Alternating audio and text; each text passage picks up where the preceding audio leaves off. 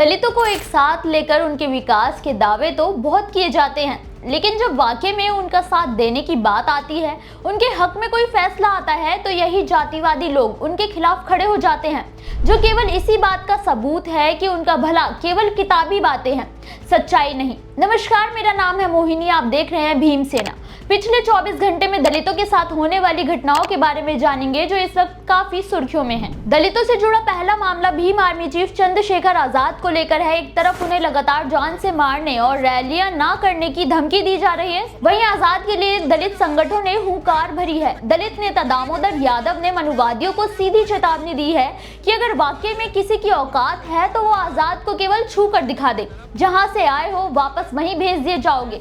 वहीं आजाद ने भी उन्हें धमकी देने वालों के मुंह पर करारा तमाचा लगाते हुए कहा कि बाराबंकी में तय दिन में ही प्रोग्राम होगा और उन्हें यकीन है कि वो काफी ऐतिहासिक होने वाला है।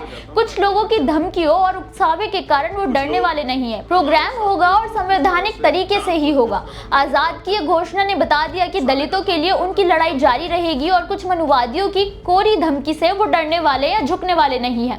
एक तरफ आजाद का ऐलान है तो दूसरी तरफ उनकी सुरक्षा के लिए दलित संगठनों ने भी कमर कस ली है। अब देखना यह होगा कि 15 मार्च को बाराबंकी में जातिवाद जीतता है या न्याय। आपको क्या लगता है? कमेंट करके जरूर बताएं। दलितों से जुड़ा अगला मामला मध्य प्रदेश के भिंड से है, जहां एक 8वीं की छात्रा से लगातार 6 महीने तक बलात्कार करने और उसके गर्भवती होने की खबर से पूरे इलाके में सनसनी फैल गई है। ये मामला भिंड के रौन पुलिस थाना क्षेत्र का है। पीड़िता के साथ हो रही अमानवीयता के बारे में घर वालों को तब पता चला जब वो गर्भवती हो गई।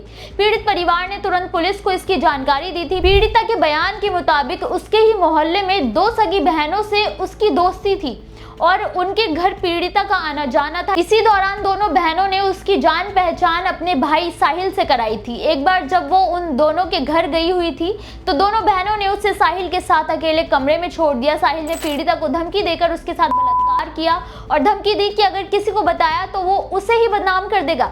करीब 6 महीने तक आरोपी ने पीड़िता का कई बार किया, लेकिन जब वो गर्भवती हो गई तो पीड़िता की मां को पता चला, जिसके बाद इस घिनौने सच से पर्दा उठा। पुलिस ने मामले की संगीनता को देखते हुए तुरंत जांच शुरू कर दी है।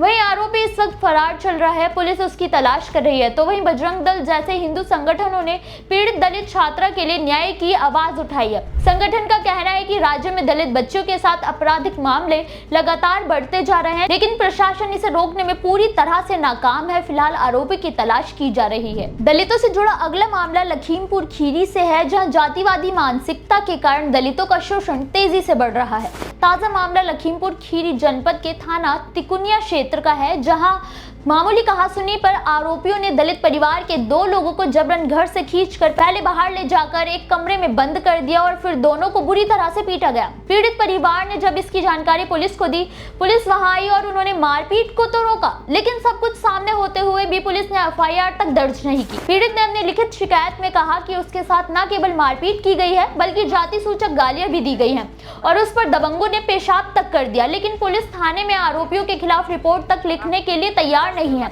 उल्टा उन पर समझौता कर लेने का दबाव बनाया जा रहा है, क्योंकि आरोपी बजरंग दल से ताल्लुक रखते हैं।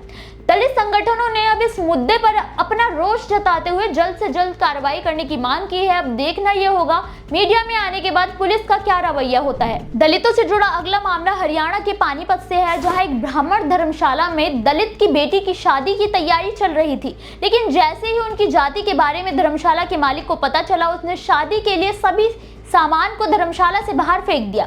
ये मामला पानीपत के कांडरा गांव का है। इस पूरी घटना का एक वीडियो भी सामने आया है, जिसमें बताया जा रहा है कि आज बारात आनी है और शादी के लिए धर्मशाला में ही तैयारी की जा रही है। मेहमानों के लिए धर्मशाला में खाट बिछाई गई थी, लेकिन जातिगत भेदभाव के कारण धर्मशाला के मालिक ने सभी खाटों को बाहर फेंक दिया।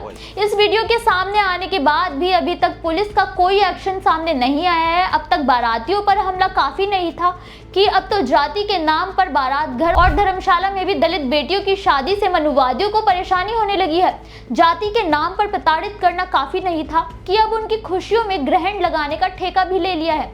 ऐसे में अब देखना यह होगा कि पुलिस और प्रशासन इस मामले में क्या एक्शन लेता है। दलितों से जुड़ा अगला मामला राजधानी दिल्ली से है, जहां आम आदमी पार्टी की दलित पार्षद पर हमला करने के मामले में बीजेपी के कार्यकर्ताओं को घेरा जा रहा है।